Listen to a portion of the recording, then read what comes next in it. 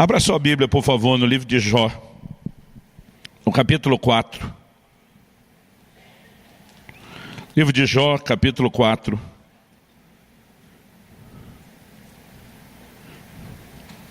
E nós vamos ler juntos do versículo 3 até o versículo 5.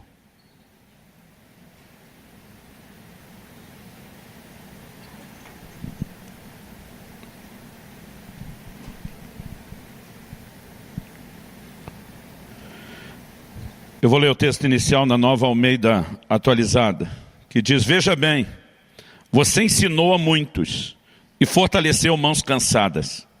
As tuas palavras sustentaram os que tropeçavam, e você fortaleceu joelhos vacilantes. Mas agora, quando chega a sua vez, você perde a paciência, e ao ser atingido, você fica apavorado. Nesse momento difícil da vida de Jó, seus amigos o rodeiam. A Bíblia diz que permanecem por vários dias sentado, ao lado de Jó, em silêncio. A ideia e a intenção é trazer consolo. Em alguns momentos eles falam a verdade, põem o dedo na ferida. Em outros momentos, de forma equivocada, eles acabam julgando Jó, e Deus não gosta da forma como isso acontece. No entanto, acredito que nenhum de nós vai questionar a verdade dessas palavras de Elifaz, um dos amigos de Jó. Ele começa destacando o nível de desânimo a que Jó havia chegado, o nível de desencorajamento que ele estava experimentando. E é o que eu e você precisamos entender, e esse é o assunto da minha conversa hoje, lidando com o desencorajamento. Eu e você precisamos entender que isso é algo que acontece ao ser humano de uma forma geral. Mas nós precisamos entender que isso não acontece com alguém apenas porque essa pessoa esteja numa espécie de problema espiritual, ou porque não esteja bem com Deus. A palavra de Deus nos mostra, gente séria com Deus, conectada com o Senhor, tendo que lidar com o desânimo ou o desencorajamento. E a palavra de Deus nos mostra também que esse não é um assunto sem importância. O próprio Jesus usa a frase: tende bom ânimo. É lógico que muitas vezes isso pode acontecer num contexto de problemas. A maioria de nós não fica desanimado quando está no auge, vivendo tudo do bom e do melhor. E as situações que geram esse tipo de reação em nós, mas o Senhor Jesus nos ensinou: no mundo tereis aflições. Ele diz: mas tende bom ânimo. Em outras palavras, ele estava dizendo: não deixe as circunstâncias ditar o seu ânimo. Há outra realidade que pode governar você. Mas quando eu olho para Jó, eu vejo aqui o perfil de alguém que sempre foi um encorajador. O texto, de uma maneira muito clara, diz: você ensinou a muitos, você fortaleceu as mãos cansadas, suas palavras sustentaram os que tropeçavam, você fortaleceu os joelhos vacilantes. Em outras palavras, se tem alguém que entende encorajamento, é tu, meu irmão. Você tem praticado isso, você tem sido um instrumento de Deus para levantar os outros. Ele diz: mas em agora, chegando a tua vez. O versículo 5 de Jó, capítulo 4, na NVI, foi traduzido assim: mas agora que se vem dificuldade, você desanima. E a verdade é que quando o assunto é desânimo, ou desencorajamento, não importa o quão encorajador você já possa ter sido com qualquer pessoa à sua volta. Quando chega a sua hora e o seu momento, toda a teoria e o conhecimento que você tem, que muitas vezes já pode até ter funcionado para levantar os outros, você descobre que ele parece ter uma grande dificuldade de funcionar em seu próprio favor. E esse é o ponto que eu quero explorar para essa nossa conversa hoje. Eu sei que hoje é o Dia das Mães, parabéns para todas vocês. Eu tentei, gente, achar alguma mensagem de mãe para pregar. Eu acho que tem coisa que eu sou muito ruim. Eu não consegui achar. Eu falei: meu Deus, a Bíblia é tão grande, e não saiu nenhuma mensagem. Mas eu creio que Deus tinha um outro plano e um outro propósito. E que essa manhã não será só amanhã de instrução, orientação, mas eu creio que será uma manhã de socorro e intervenção de Deus. Eu creio que você está num ambiente profético, de ação do Espírito Santo, de intervenção de Deus, onde a palavra pode te tocar de uma forma como você nem imagina. Seja esse o seu momento ou não. Eu quero chamar a sua atenção aqui para essa verdade que a palavra de Deus nos mostra e nos revela. Eu olho para Jó e descubro que Jó, à semelhança de outros homens e mulheres de Deus na Bíblia, era gente parecida comigo e com você. Nós muitas vezes funcionamos como encorajadores dos outros, até que chega o nosso momento. Nós sabemos que não é correto estar desanimado e é por isso que a gente tenta levantar os outros. Não apenas porque a gente se ama e se importa e quer ver mais do que uma cara triste, um sorriso, mas a gente sabe que é importante vencer o desencorajamento. Mas a verdade é que quando chega a nossa vez, nós nem sempre conseguimos saber como lidar com isso. A palavra de Deus nos diz, em Tiago, no capítulo 5 e no versículo 17, que Elias era homem semelhante a nós. Mas a Bíblia diz assim, sujeito aos mesmos sentimentos. E é quando eu leio essa descrição, que ele era parecido como eu e você, parecido com a gente, é quando eu leio essa descrição que eu começo a perceber, porque na verdade a Bíblia está dizendo que ele tem uma estrutura muito parecida com a nossa. E Elias, na minha opinião, é uma das pessoas da Bíblia que mais manifestaram a tal da bipolaridade. Uma hora ele está fazendo descer fogo do céu, vê uma nação inteira cair de joelhos gritando só o Senhor é Deus, vive um cenário de avivamento como poucos, mas daqui a pouco ele corre para uma caverna e ele pede para si a morte. O curioso é que a Bíblia diz que ele fugiu para aquela caverna porque Jezabel, a mulher de Acabe, do rei Acabe, ameaçou matá-lo. E a Bíblia diz que ele fugiu para salvar a vida. Esse era o propósito da fuga e de se esconder na caverna. Mas quando chega na caverna, a Bíblia diz que ele pediu para Deus a morte. E é algo que me parece bem confuso. Se eu fosse Deus, teria dito para ele, então volta que Jezabel resolve o problema. Ela está tentando te matar desde o início, você não queria. Agora você quer morrer. Muitas vezes nós entramos nesse tipo de comportamento que nem a gente sabe o que a gente realmente quer. Agora, se acontece com gente como Elias, que tem a mesma estrutura, parecida comigo e com você, eu percebo que de alguma forma a palavra de Deus não está denunciando só a bipolaridade de Elias. Ela está denunciando também a nossa. Nós temos a inclinação aos altos e baixos. No entanto, nós precisamos entender como lidar com isso. Porque uma atitude correta diante de um momento de encorajamento, ela vai fazer toda a diferença. E uma atitude errada também fará toda a diferença. Porém, não para o bem, fará a diferença para o mal. Eu gostaria, já que nós estamos dando o exemplo de Elias, apesar de ter começado falando de Jó, eu gostaria que a gente pudesse olhar um pouquinho mais para aquilo que a palavra de Deus nos descreve a respeito do que aconteceu com o próprio Elias. Eu gostaria que você fosse comigo lá para o primeiro livro de Reis, no capítulo 19.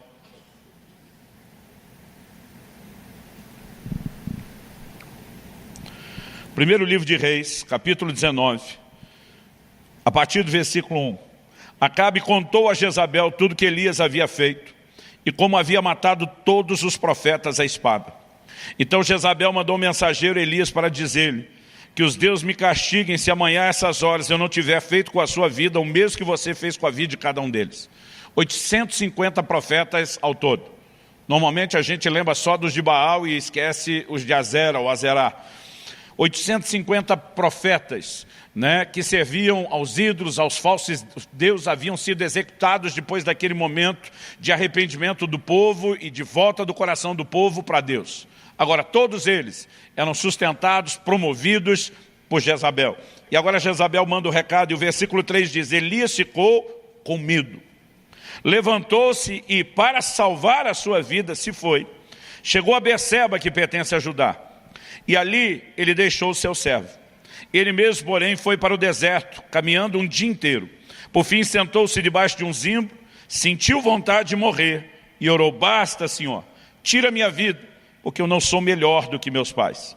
Deitou-se e dormiu debaixo de um zimbro, e eis que um anjo tocou nele e lhe disse, levante-se e coma. Elias olhou e viu perto da sua cabeça um pão assado sob pedras em brasa e um jarro de água. Comeu, bebeu e tornou a dormir. E o anjo do Senhor voltou, tocou nele e lhe disse, levante-se e coma, porque a viagem será longa. Então Elias se levantou, comeu e bebeu, e com a força daquela comida, caminhou 40 dias e 40 noites até Horebe, o monte de Deus. Ali entrou numa caverna onde passou a noite. E eis que a palavra do Senhor veio a ele e lhe disse: o que você está fazendo aqui, Elias?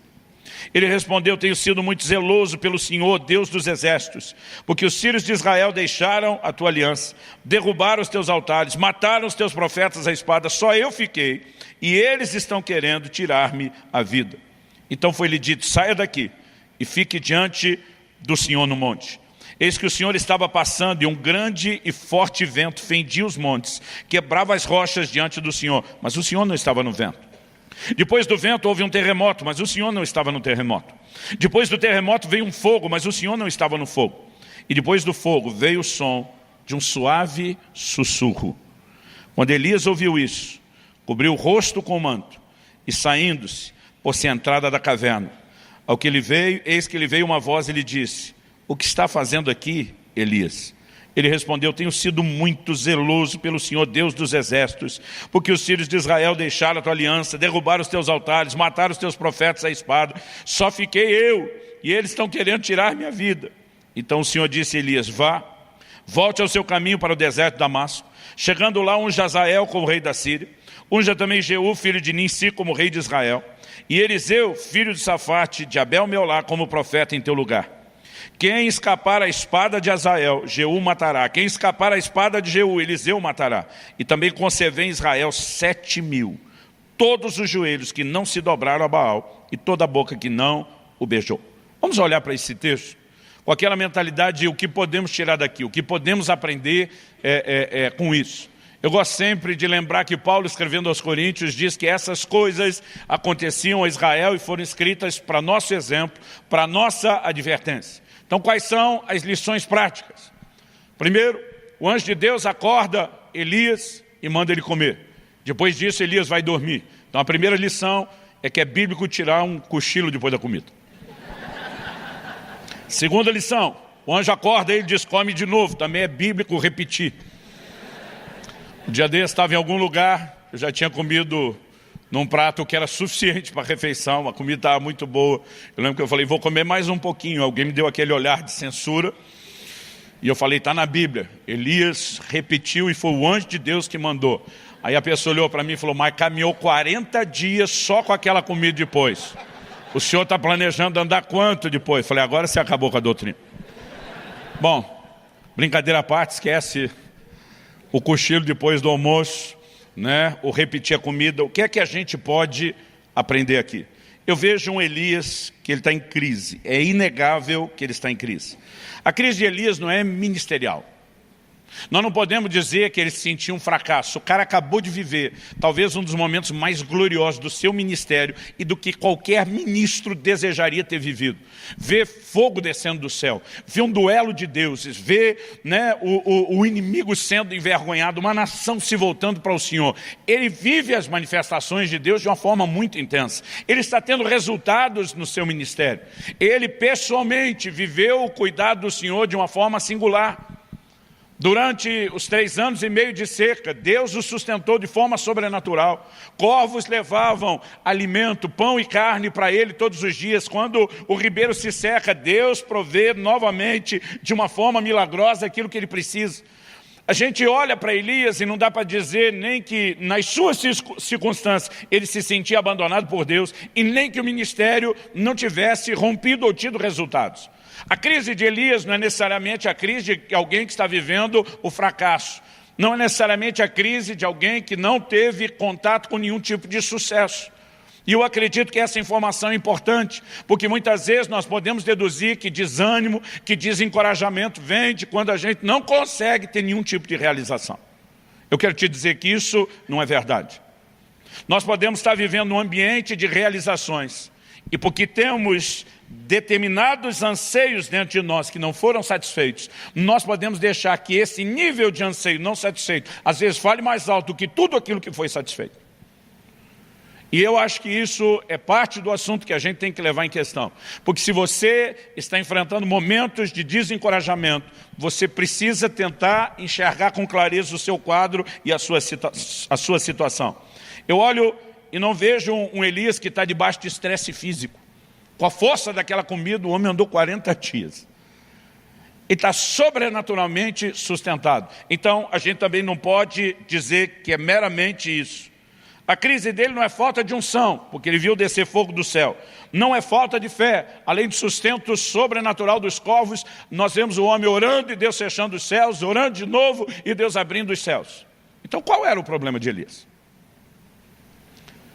Uma coisa que me chama a atenção é que no versículo 4 que nós lemos, antes de chegar na caverna, no início da fuga, ele diz para Deus o seguinte: eu não sou melhor do que meus pais.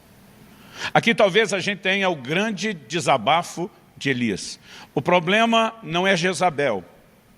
O problema não é a circunstância que ele está lidando. O problema são expectativas frustradas.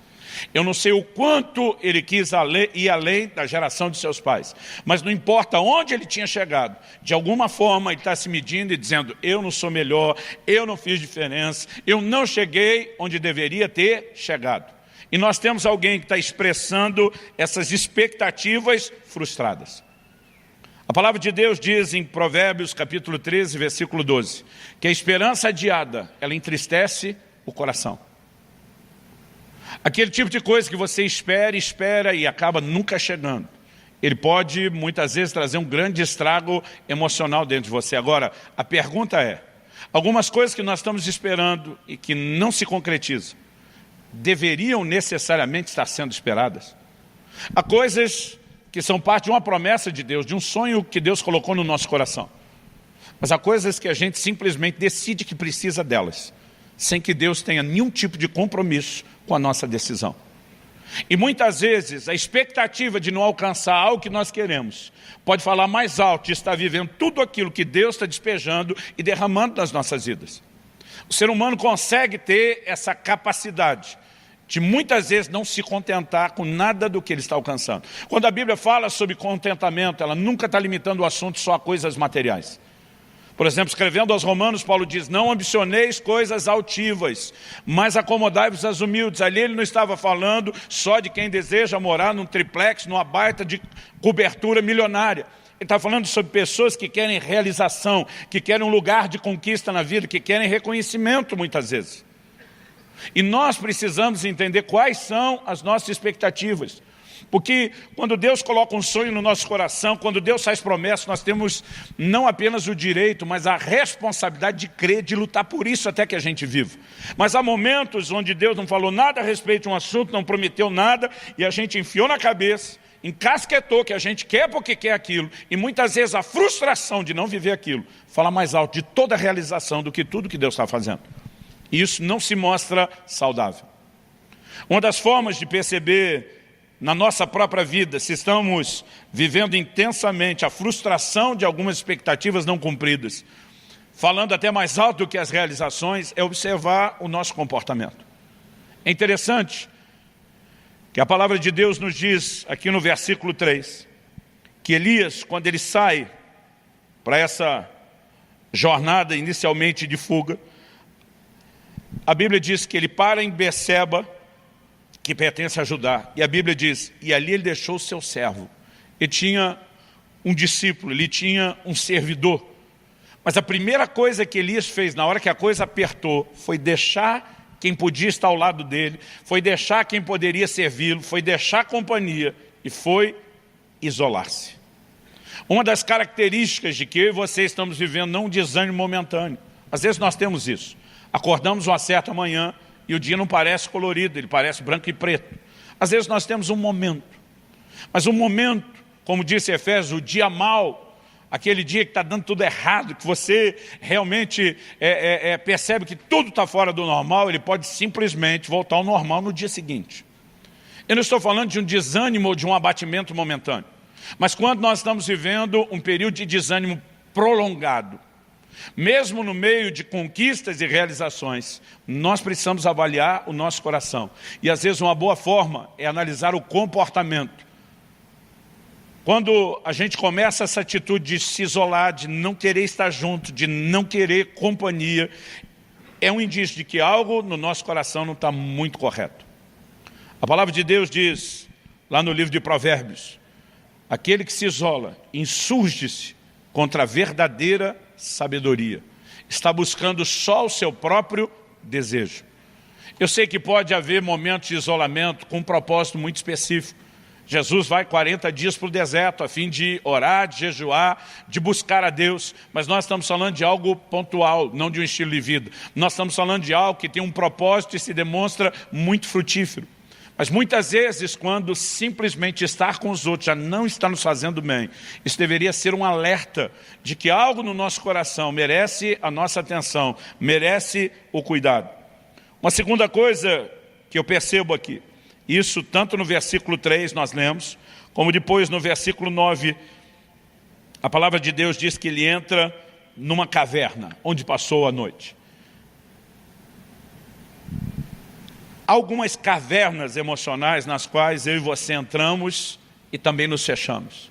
É aquele momento onde a gente já não quer ver gente, onde a gente já não quer ver a luz, onde a gente já não quer ver nada e nem ninguém. Mas além do isolamento, normalmente, quem está lidando com esse tipo de expectativa frustrada que gera o desânimo, ele tem sempre um senso de injustiça que ele carrega dentro dele. Depois de 25 anos de pastorado, atendendo e ouvindo gente, eu percebo, por estatística, o quanto isso é comum nas pessoas que estão lidando com esse tipo de coisa. Um senso de injustiça. Elias diz para Deus, mataram os teus profetas à espada, só eu fiquei. E só eu fiquei se tem alguém que te levou a sério, que te honrou, que sobreviveu para manter o ministério e a tua obra viva, sou eu. Em outras palavras, o Senhor tinha que estar me protegendo de uma maneira especial. Eu não tinha que estar correndo da Jezabel por fazer a sua vontade. Deus nem discute se Jezabel está caçando ele ou não. Deus olha para ele e diz, ei, tem 7.000 que não dobraram os seus joelhos a Baal. Você acha que só você é o cara, que só você ficou? Você só está enxergando você porque você desconectou dos demais. Essa é a única razão pela qual você está achando que ficou sozinho. Porque se você tivesse conectado com os outros, você ia ver quanta gente está me servindo, quanta gente está me buscando, quanta gente está sendo fiel. Mas a sensação do só aconteceu comigo só eu te levei a sério, só eu estou pagando o pato. Gente, esse senso de injustiça. E a maioria de nós sabe muito bem quando ele está lá. Não é só o que você sente no dia a dia, é aquilo que você tem vontade de falar para Deus na oração.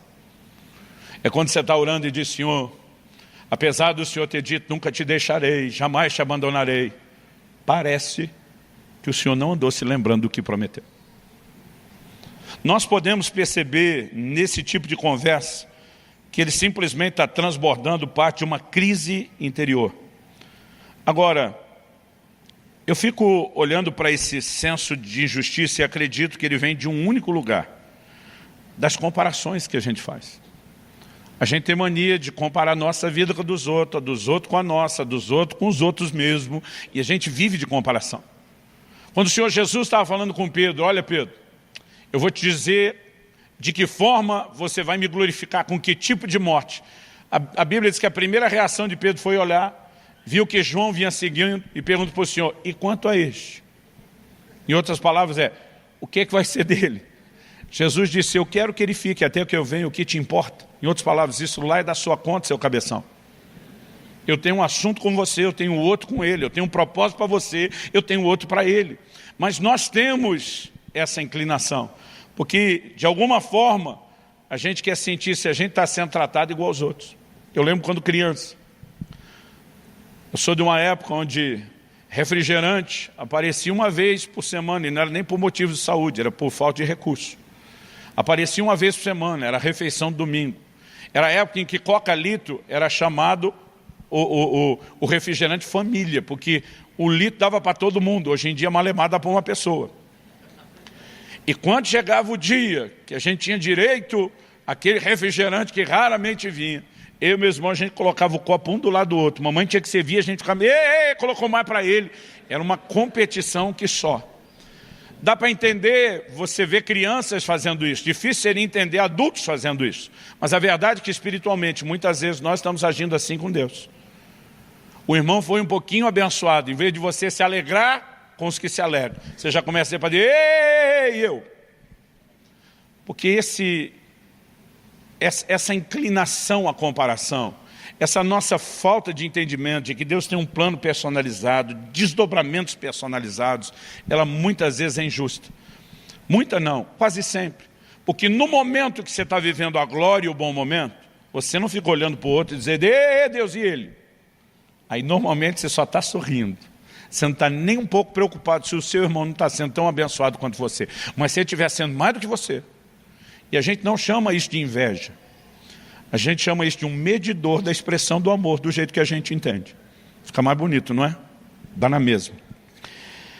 Quando eu olho para a palavra de Deus, eu percebo que, assim como Elias, a Bíblia diz que eu e você somos semelhantes, né? Ou ele era semelhante a nós somos semelhantes a ele, nós podemos agir da mesma forma. Agora, eu acredito que além de procurar entender qual a razão de eu e você estarmos lidando com algum nível de desencorajamento, nós precisamos também compreender como nós lidamos não só com a circunstância, mas com aquilo que Deus fala conosco. O Elias começa a oração antes de chegar na caverna e lá termina. Ele está dizendo para Deus, para mim deu a conta, deu a tampa, deu o que tinha que dar. Aí Deus diz, beleza, você está apresentando sua carta de demissão, mas vou te dar um aviso prévio primeiro. Você vai ungir Azael, rei da Síria, Jeú, rei de Israel, e Eliseu, profeta, em seu lugar. Então Deus está dizendo, você tem duas unções aqui que você tem que fazer. E tem uma terceira que é para ungir o seu substituto. Porque se você não quer continuar, e se você quer desistir, pelo menos seja responsável. Irmão, conceito de trabalho, de serviço para Deus, de ministério, mesmo dentro da casa de Deus, deveria ser mais sério para a gente. A Bíblia nos mostra um nível de responsabilidade a ser praticado, que até para desistir o cara tem que ser responsável. Deus diz, não vai só vazar e largar tudo para trás. Se você quer desistir, acha quem continue. Agora, de alguma forma, o que é que Elias fez? Ele não ungiu nem Jeú, nem Azael. Ele vai direto no Eliseu, joga a capa nele, como quem diz, é contigo, velho. Basicamente, a minha leitura que eu faço de Elias, não é de alguém que acordou aquela manhã pensando, o que eu posso fazer para desobedecer a Deus? Mas tipo assim, já que estou fora mesmo, já que tem um substituto mesmo, ele que resolve o resto. Quem teve que ungir Jeú, rei de Israel, e Azael, rei da Síria, foi Eliseu. Elias nunca fez isso. Agora, o tipo de atitude dele está trazendo à tona o que está dentro do coração dele. Porque nós temos reações emocionais até o que Deus fala. E se a gente começar a aprender a olhar para dentro de nós, nós vamos perceber quanta coisa que está dentro de nós e precisa ser resolvida. Nabucodonosor tem um sonho.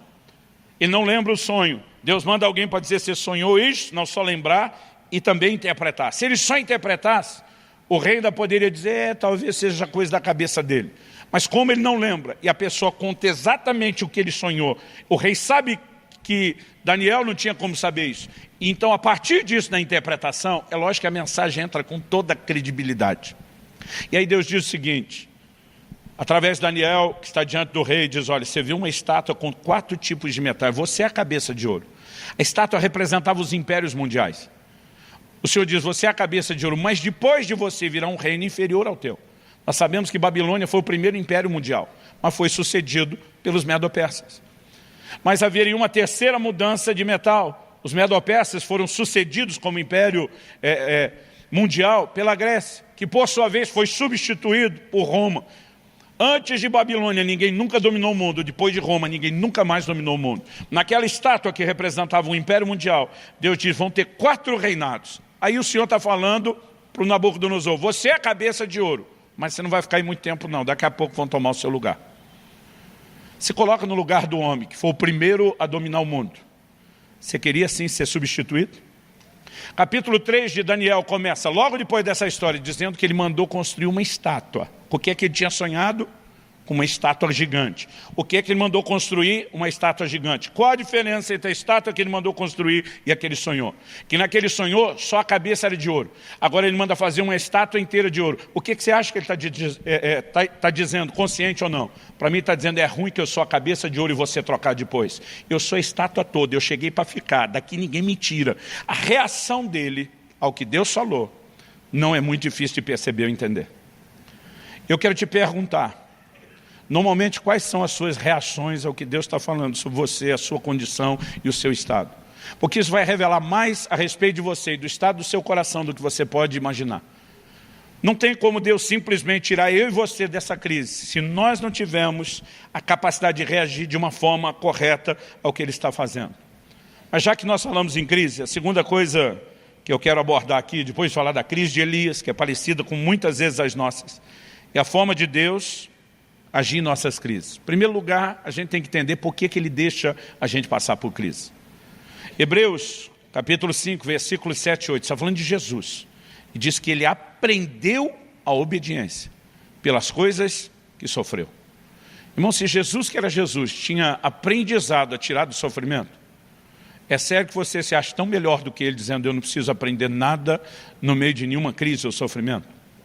As crises que muitas vezes nos passam esse sentimento, essa emoção de um abandono de Deus, na verdade são parte de um investimento, de um trato, de um projeto, de um processo de Deus para o nosso crescimento e para o nosso amadurecimento. Ninguém falou nenhum amém, ó, que coisa interessante. Eu olho para a palavra de Deus e eu fico também me perguntando, se eu e você escapássemos da possibilidade de qualquer crise, e aqui eu quero falar em especial, né? Sejam pais, qualquer nível de liderança que você vai exercer, sejam discipuladores, líderes de célula, né? Sejam pastores, pregadores, nós seríamos péssimos líderes, porque a nossa capacidade de conectar com gente normal, que também vai passar por isso, ela estaria muito limitada e comprometida. Quando a Bíblia fala de Jesus como nosso sumo sacerdote, diz, nós não temos um sumo sacerdote que não possa se compadecer das nossas fraquezas. A Bíblia diz, porque Ele, a nossa semelhança, foi tentado em todas as coisas. Ou seja, Ele pode hoje nos socorrer, porque Ele sabe exatamente aquilo que nós enfrentamos, porque Ele enfrentou a mesma coisa na pele. Eu me lembro de um dia que Israel chega em casa, e eu já sabia pela linguagem corporal, pelo medo que ele estava manifestando de ter uma conversa comigo. Eu também tinha informação privilegiada da mãe, que acompanhava bem de perto ele na escola, e eu sabia que ia chegar uma nota vermelha no boletim. Eu me senti culpado, resolvi arrastar a família comigo para uma semana de ministrações no Nordeste, porque eu não queria estar muito desconectado deles, e aquela matéria que Israel perdeu naquela semana, quando ele chegou, mal deu tempo de recuperar, já teve uma prova surpresa, e ele acabou indo mal. Eu já tinha ouvido, para não dizer um sermão, as considerações da mãe pedagoga a respeito do que eu tinha feito, e eu já sabia o que tinha acontecido. Mas Israel chega, e ele está com medo. Dá para ver assim que ele, né, tremia feito vara verde, cabeça baixa, não conseguia me olhar, ele tinha uns 11 anos de idade. Eu falei, filho, o que está acontecendo? Que? Nada. Eu falei, filho, você não consegue esconder que você está apavorado para me contar alguma coisa. Eu acho que deve ter um boletim aí dentro da sua mochila que você não sabe como entregar. Deus te mostrou, pai. Não, filho. Você revelou para mim tudo isso. Aí nós vamos conversar. Minha preocupação é aliviar a barra. Eu estou vendo o quanto aquilo está pesando. Eu lembro que eu olhei para ele e falei, filho, presta atenção, para. Antes da gente conversar qualquer coisa. Primeira coisa que você tem que saber. Suas notas são melhores do que as minhas eram. Sério, pai? Sério. Né? Naquele momento ele me olha com a cara assim, então você me entende. Falei, o problema é que sua mãe nunca tirou nota baixa na vida. Ela só tirava 9 e 10, então ela nunca vai te entender. E apesar daquela brincadeira, naquele momento, tentando deixá-lo à vontade para a conversa que a gente teria, eu fiquei pensando a diferença, depois de ter falado aquilo, entre alguém que já viveu o que alguém está vivendo e alguém que não viveu aquilo. Muitas vezes a nossa capacidade de conectar, né, com compaixão, com misericórdia para aqueles que estão em crise, ela seria quase nula se a gente nunca tivesse vivido nenhum tipo de dilema ou de crise. E Deus permite que a gente passe isso não apenas para o nosso crescimento, mas para criar em nós uma capacidade de conectar com aqueles que estão à nossa volta e precisam da misericórdia que eu e você já precisamos um dia. Quem está entendendo, diga amém. Agora, como Deus age nas nossas crises de desânimo ou desencorajamento? Uma coisa que me chama a atenção nesse texto que nós lemos é que Ele não nos impede de entrar na crise e às vezes Ele ainda dá corda para a gente. O Elias está correndo, aí ele para, e o anjo de Deus vem e dá uma comida. Ele come, dorme, o anjo acorda ele e diz, come de novo que você vai precisar disso. A jornada é grande.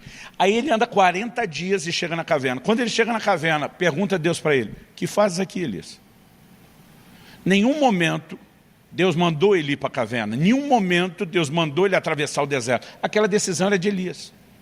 Mas Deus diz, já que tu decidiu viver esse negócio, eu vou pelo menos tentar te dar um gás para que você não morra no meio do caminho. Mas depois de chegar lá, o mesmo Deus que o sustentou no caminho pergunta, o que é que você está fazendo aqui? Em outras palavras, eu não te sustentei porque você precisava vir para cá. Eu só te sustentei porque eu não te abandono. Agora, quem tem que responder o que é que está fazendo aqui é você. Porque a escolha foi sua. Agora, muitas vezes, a gente consegue ter aquele tipo de gente que além de estar correndo para fora do plano de Deus, ainda diz, não, mas Deus está abençoando, dirigindo, confirmando. Não, querido, Ele só não está te abandonando. Não significa que Ele está confirmando que você tem que se enveredar deserto adentro ou que você tenha que achar uma caverna. Aí Deus pergunta, o que é que você faz aqui? Elias conta uma outra história fazendo de vítima. Deus chega de novo e diz, o que é que você faz aqui, Elias? Em outras palavras, você não respondeu o que eu te perguntei. Porque esse tipo de resposta é importante. E quando eu olho esse perfil da ação de Deus, eu acredito que essa pergunta nos mostra que Deus não enviou Elias. Deus o abençoou, cuidou dele no caminho. Mas o profeta fez só o que Deus decidiu fazer. Aí Deus diz para ele, sai da caverna. Sabe o que Deus está dizendo? Eu me recuso a falar com você do lado de dentro. Eu posso ter apoiado você no sentido de não te abandonar até chegar aqui, mas se você quer uma reviravolta, se você quer escutar minha voz, se você quer entender os novos desdobramentos, sai daí. Quem entrou na caverna foi você, quem sai é você, eu não te tiro daí, sai. E é só depois que ele sai, que Deus fala com ele lá. Nós precisamos entender que muitas vezes estamos vivendo o fruto das nossas escolhas, das nossas decisões. Ainda que elas foram ofuscadas por sentimentos, emoções erradas, bagunçadas, Deus está dizendo, começa a arrumar a bagunça que você fez, porque eu sozinho não vou fazer isso tudo por você não. Quem está entendendo, diga amém.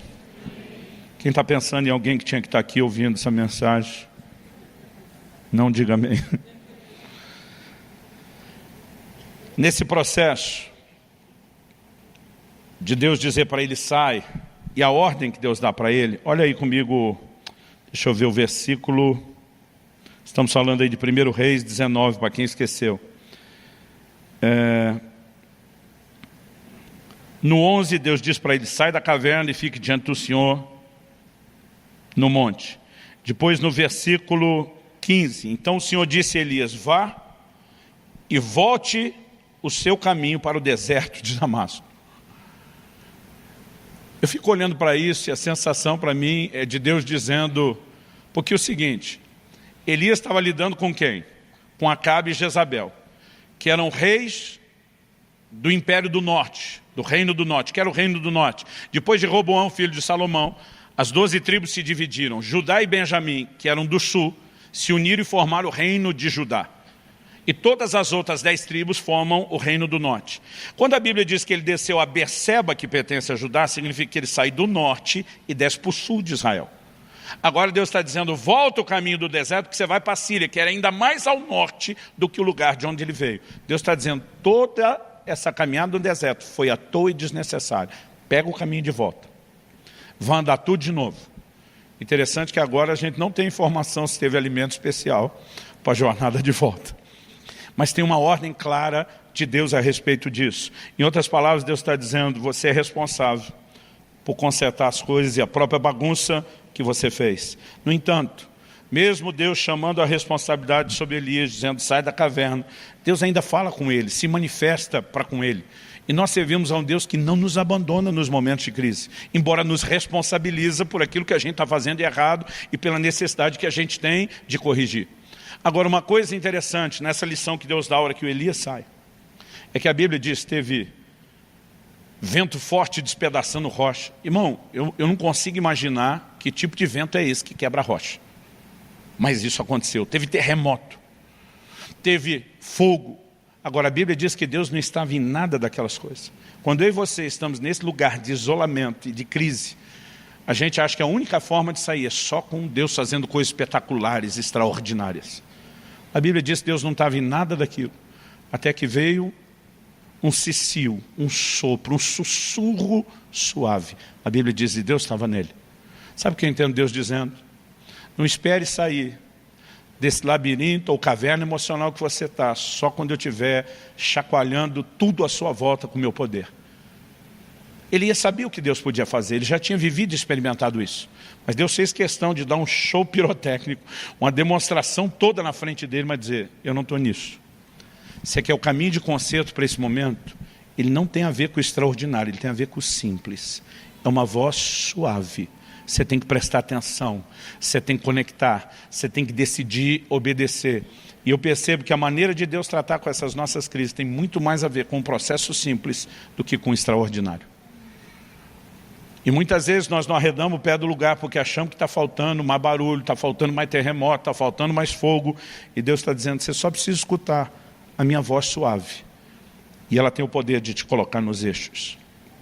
Mas para a gente terminar, a verdade é que quase sempre, quando a Bíblia fala da gente tendo que lidar com esses dilemas emocionais, a Bíblia fala de uma responsabilidade que eu e você temos de nos fortalecer no Senhor. É lógico que existem coisas que Deus vai fazer por cada um de nós. Existem coisas que nós precisamos fazer em relação ao que Deus já nos disponibilizou. Em 1 Samuel, no capítulo 30, a palavra de Deus diz que Davi e os seus homens, que estão fugindo de Saul, se aliaram aos filisteus, que eram inimigos de Saul. Mas daqui a pouco os filisteus vão sair em guerra contra Saul. Davi se dispõe e diz, eu vou com vocês guerrear. Os capitães dos filisteus se olham entre eles e dizem, não vão levar um menino não. Ele é inimigo de Saul, é o cara que Saul mais procura, que é a cabeça dele, mas se ele tiver uma chance de tentar se redimir, ser aceito, é se virar contra a gente na guerra e tentar ganhar o coração de Saul. Não vamos levar esse cara em encrenca. Aí os reis dos filisteus conversam, dispensam Davi. Davi e os seus homens voltam para casa.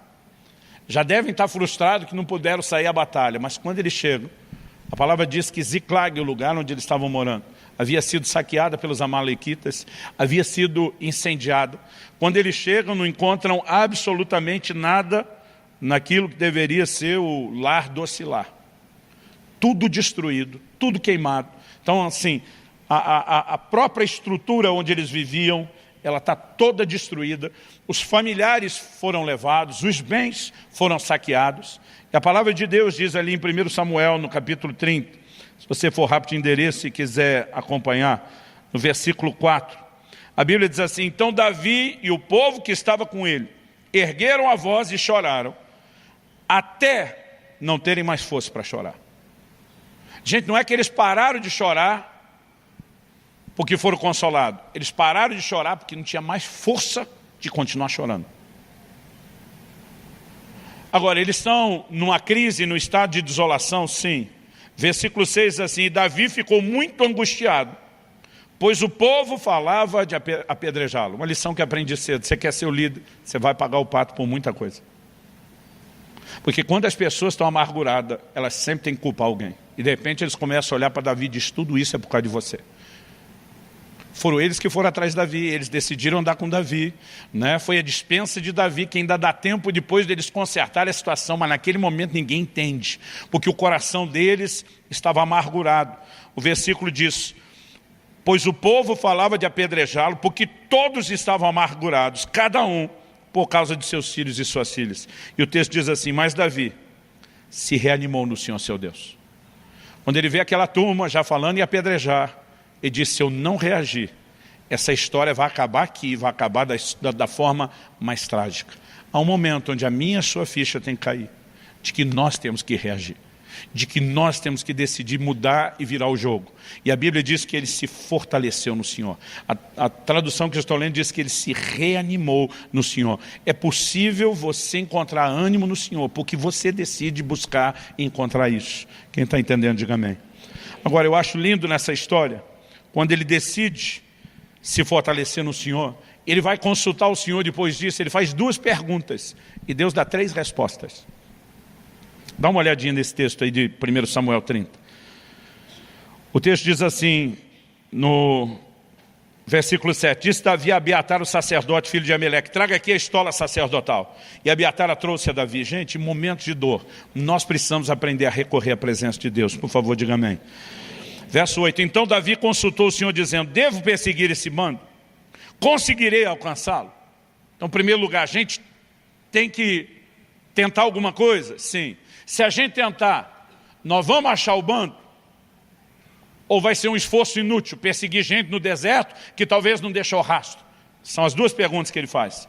O Senhor respondeu: 1, persiga o bando. 2, porque você certamente o alcançará. E 3, a pergunta que eu acredito que Davi não teve coragem de fazer: e libertará aos cativos. Eu acho que naquela altura do campeonato eles estão vivos, nós vamos recuperá-los. Essa é a pergunta que ele não tem coragem de fazer. Mas Deus se antecipa e diz: eu vou intervir. Irmão, normalmente nós atribuímos a Deus a razão de algumas desgraças, em vez de entender que Ele pode ser exatamente a solução para a mudança do quadro. E tem gente que nessa hora chora da vida, chora de Deus, chora do que perdeu e não reage. Agora, pessoas como Davi que nos ensinam que quando nós decidimos lutar, quando nós decidimos reagir, nós vamos ver esse Deus que nós estamos acusando de não ter protegido a gente, intervindo para que a gente recupere aquilo que a gente perdeu por nossas escolhas. Quem foi que disse que Davi tinha que sair e lutar contra Saul? O problema era dele com Saul, não era dele com toda a nação que ele ia governar. Não fazia o menor sentido Davi se dispor a lutar aquela batalha. E se não tivesse saído, não tinha Malequita que tinha enfrentado aqueles valentes e levado todo mundo. Mas normalmente, porque nós não resolvemos um tipo de problema, nós nos metemos em outro. Então ele está começando a ficar bronqueado e amargurado com o Saul que está perseguindo ele. Ele diz: quer saber, eu não vou mais só fugir, eu vou cair para cima, eu vou enfrentar, eu acabo com a raça do Saul. E ele deixa a casa descoberta e desguarnecida, porque não está sabendo lidar com outro tipo de problema. E agora ele tem um problema maior do que o primeiro. E aí, em vez de culpar Deus, de repente ele entende: diz: Senhor, como eu posso consertar? Deus diz: já que você botou a cabeça no lugar, o bom senso e o juízo, e ativou a fé, bora, Davi, vamos recuperar o terreno perdido. E sabe, eu sinto que, embora isso seja uma orientação genérica que sirva para todo crente em qualquer tempo, em qualquer época, em qualquer lugar, há muita gente nesse dia que precisava ouvir de Deus essas coisas. Mas não apenas para que você saia daqui com instrução. Eu acredito que você está num lugar onde você pode se fortalecer na presença do Senhor. Eu quero que você se coloque em pé. A diferença entre o que acontece com Davi e Elias é que com Davi tudo voltou ao normal. Com Elias não. Elias transfere o que tem que transferir para Eliseu, decide encerrar as coisas o mais rápido possível. E o que me admira é Deus ter tirado Elias da terra com tanta honra. O que me faz entender, além do crédito, obviamente, que ele tinha, pelo tanto que ele tinha feito, que para Deus, quem nós somos, ainda é mais importante do que só aquilo que nós fazemos. O seu valor diante de Deus não é só pela sua mão de obra. Não é só porque Ele pode contar com você e com aquilo que você pode produzir. Ele te ama por quem você é, independente da sua produtividade. Eu tenho certeza que Deus esperava um pouquinho mais de Elias, porque ele não tinha terminado aquilo que Deus lhe havia designado. Mas eu acho uma coisa linda a forma como Deus simplesmente diz: eu não vou descartar, não vou jogar fora. Um dos filhos dos profetas, depois que Elias foi tomado, vem para Eliseu dizer: deixa a gente procurar o corpo. Ele só faltou falar, tipo o carioca da Baixada: tá maluco, meu irmão? Ele diz: não perca tempo procurando o corpo. E eles gastaram 3 dias. Para depois Eliseu falar que nem a mulher costuma falar ao seu marido: eu não te disse? Eu não te falei? O que Eliseu está tentando dizer para aqueles homens? Deus não vai pegar o servo dele e descartar como alguém faz com um copinho de plástico descartável desses depois de beber água. Deus não é assim. Deus não pega a história de alguém que serviu e simplesmente joga fora e descarta. Não funciona assim. E quando eu vejo o desanimado Elias sendo tratado por Deus, mesmo com esse tipo de honra, eu digo: Deus, o Senhor é fiel mesmo quando não somos. O Senhor é um Deus acima de qualquer suspeita, que merece o nosso amor, a nossa devoção. Mas a verdade é que nós precisamos entender esse Deus que é fiel, que se comprometeu dizendo: eu nunca vou deixar você. E se você encasquetar, feito um cabeçudo que tem que ir para o deserto e diz: ainda assim não te abandono, lá na frente eu vou mandar você pegar o caminho de volta, eu vou perguntar o que você fez, mas mesmo assim ainda seguro a onda, eu não te abandono no deserto. Quando o amor de Deus e o seu caráter começa a ser melhor entendido, Isso nos sustenta em momentos difíceis. A mulher de Jó está tão apavorada do que está acontecendo, ela desamaldiçoa Deus e morre. Ele diz para ela, você fala como uma louca. Ainda que ele me mate, eu louvarei. O que é que Jó está dizendo? Ele está acima de qualquer suspeito. Pode parecer até que ele está tentando acabar com a nossa raça, e nós vamos louvá-lo. Porque ele sabe o que faz. A gente não sabe o que ele faz, mas ele sabe o que faz. Paulo dizia, eu sei em quem tenho crido. Eu gosto de dizer que a fé se apoia no caráter de Deus. No momento de emoções difíceis, não baseie sua fé e o seu relacionamento com Deus naquilo que você está sentindo. Baseie-se na revelação de quem Ele é, que já foi claramente explicitado na palavra de Deus para mim e para você. Mas a verdade é que todos nós vamos lidar com momentos de desânimo. E a pergunta é, o que é que nós vamos fazer com eles? Outro dia alguém me perguntou, pastor, eu acho que é mais fácil falar isso para o senhor, porque o senhor parece ser indesanimável. Falei, pergunta para minha mulher, porque ela já passou do meu lado. Todos nós já vivemos momentos de crise e dificuldade. Mas quando você olha alguém que já cresceu, às vezes você não consegue lembrar daquele histórico. Um dia meu filho, bem criança, ele falou, pai, a sensação que eu tenho quando eu olho para você é que você não tem medo de nada. Eu falei, por quê? Ele falou, porque você nunca demonstra medo. Eu falei, filho, deixa eu te explicar uma coisa, corajoso não é o que não tem medo. Corajoso é o que vence seus medos. Se você perguntar se o pai é corajoso, eu vou dizer sim. Se você perguntar se eu tenho medo, eu também vou dizer sim. E como eu posso ter medo de ser corajoso? Eu venço eles, eu luto contra eles. Nenhum de nós, irmão, vai estar num lugar onde não precisa lutar contra o desânimo.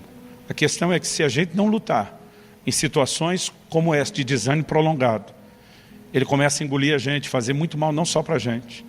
Atitudes de isolamento fazem mal para os que estão à nossa volta e que não têm culpa de nada. Atitudes de crise, de expectativa frustrada começam a fazer mal para o nosso relacionamento com Deus. Porque nós, naquele senso de injustiça, começamos a cobrar Deus como se Ele não estivesse sendo Deus que deveria ser. Não tem como essa história terminar bem se você não decidir abandonar a caverna e dar a volta por cima. O cara que valorizava a vida e foge para salvá-la, daqui a pouco entra num nível tal nesse sentimento, que já não quer mais viver. Todo desânimo prolongado tem a grande possibilidade de te colocar num lugar pior, de depressão, e num outro pior ainda, de não mais querer continuar vivendo. E Deus está dizendo para Elisa, é você que tem que sair da caverna que você se enfiou. Eu vou intervir na sua vida, mas você toma essa decisão. Então, hashtag fica a dica para você que está lidando com isso nesse momento, de tomar a sua decisão, sabendo que vai poder contar com a ação e com a intervenção de Deus. Eu gostaria que nós orássemos. E se você é alguém que não necessariamente está vivendo um momento de desencorajamento ou de desânimo, eu creio que no mínimo esse é um momento não só de aprender a lição, mas de talvez orar por alguém que você lembre de alguma forma que está vivendo ou passando um momento desse. Pai, nós oramos e clamamos no nome do Senhor Jesus, pela manifestação da graça e do favor do Senhor nessa manhã.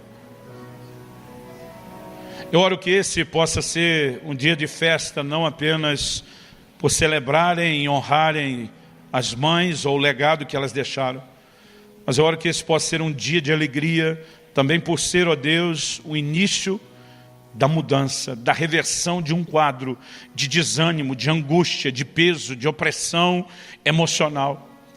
Nós oramos, Espírito Santo, a você o Consolador, orando que a capacidade de entender e aplicar a Tua palavra debaixo da Tua orientação e intervenção também se manifeste. Nós suplicamos nessa manhã graça e favor do Senhor sobre cada um dos nossos irmãos e irmãs. Em nome do Senhor Jesus. Em nome do Senhor Jesus.